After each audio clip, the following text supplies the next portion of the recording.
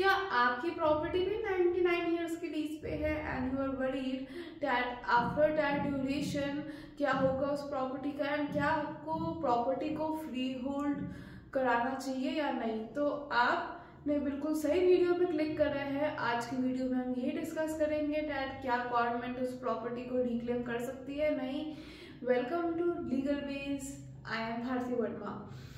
तो सबसे पहले देखते हैं कि लीज होता क्या है। लीज को हम हिंदी भाषा में ये भी बोलते हैं कि प्रॉपर्टी को पट्टे पे दे देना।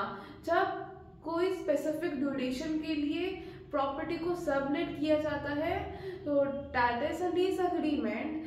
And as we all know that during partition and after partition refugees की क्वांटिटी बहुत ज़्यादा थी एंड बहुत सारे रिफ्यूजीज आए थे। तो उसी चक्कर में बहुत सारे लोगों को प्रॉपर्टी पट्टे पे दी गई थी बिकॉज कोई उनके पास रहने के लिए जगह नहीं थी। They were like bare hands. तो सबको प्रॉपर्टी दी गई थी and for the purpose of living only. और धीरे धीरे as time went by a term known as freehold emerge नहीं हुआ। सबको पता लगा कि अच्छा प्रॉपर्टी फ्री होल्ड पे जाती है, उसके बाद वो प्रॉपर्टी मेरे खुद के नाम हो जाएगी। लीज होल्ड में ओनरशिप आपके पास नहीं होती है, whereas in freehold property की ओनरशिप आपके पास ट्रांसफर हो जाती है। And definitely we all need that कि जो प्रॉपर्टी है उसकी ओनरशिप आपके पास रहे, उस प्रॉपर्टी पे किसी और का हक या राइट ना हो, कोई उसको क्लेम ना कर पाए। जब प्रॉपर्टी हमारी लीज पे होती है उस दौरान क्या गवर्नमेंट उसको रिक्लेम कर सकती है? फर्स्ट हम इसको देखते हैं। डेफिनेटली गवर्नमेंट उसको क्लेम कर सकती है इन 3 सर्कमस्टांसेस। सबसे पहले जो लीज का टर्म था ऑफ 99 ईयर्स वो एक्सपायर हो गया और आपने उस प्रॉपर्टी को फ्री होल्ड नहीं कराया तो डेफिनेटली वो प्रॉपर्टी गवर्नमेंट को आपको वापस देनी पड़ेगी। सेकेंडली, अगर आपने किसी टर्म का वॉयलेट किया है, वॉयलेट ऐसा क्या टर्म का वॉयलेट किया होगा आपने? जो लीज अग्रीमेंट में उस property can be used for this purpose only में लिख रखा होगा रेसिडेंशियल पर्पस और कमर्शियल पर्पस, और आपने उसका जो पर्पस के लिए आप वो नहीं थी अलाउड, आपने उस पर्पस में यूज कर दिया। लाइक रेसिडेंशियल यूज ही अलाउड सर, आपने कमर्शियल तरीके से यूज कर दिया तो definitely government can reclaim that.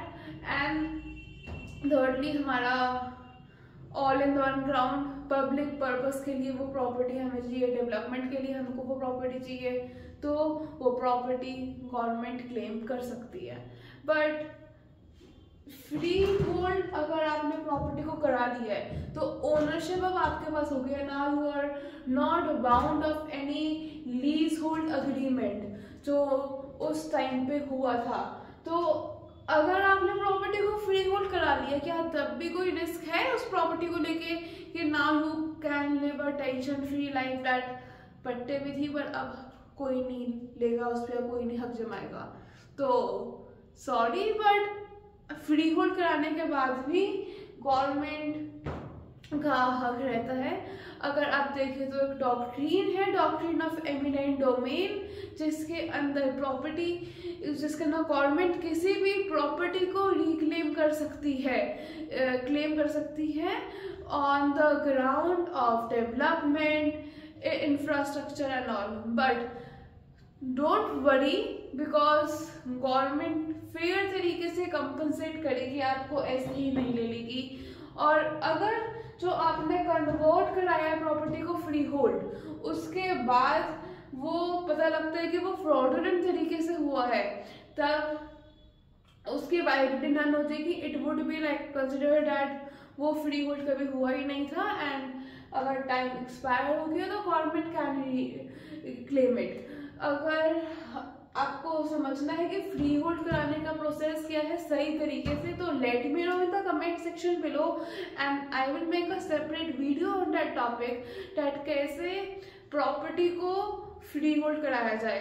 Because इसमें भी कई समझने की चीज़ें हैं, जैसे कि जो प्रॉपर्टी है हमको बेसिकली एक प्रॉपर्टी अलॉट हुई, ठीक है।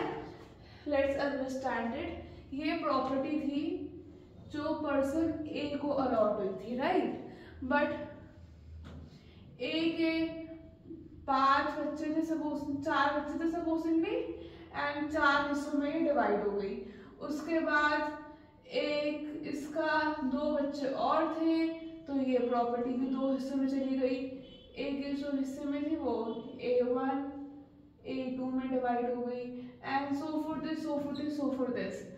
तो क्या अब ये प्रॉपर्टी थी जो गवर्नमेंट ने लीज पे थी, बट इसके अब 4 डिवाइड तो हो गए थे स्टार्टिंग में, और इसके अंदर भी हो गए, इसके अंदर भी हो गए होंगे, इसके अंदर भी हो गए होंगे, इसके अंदर भी हो गए होंगे।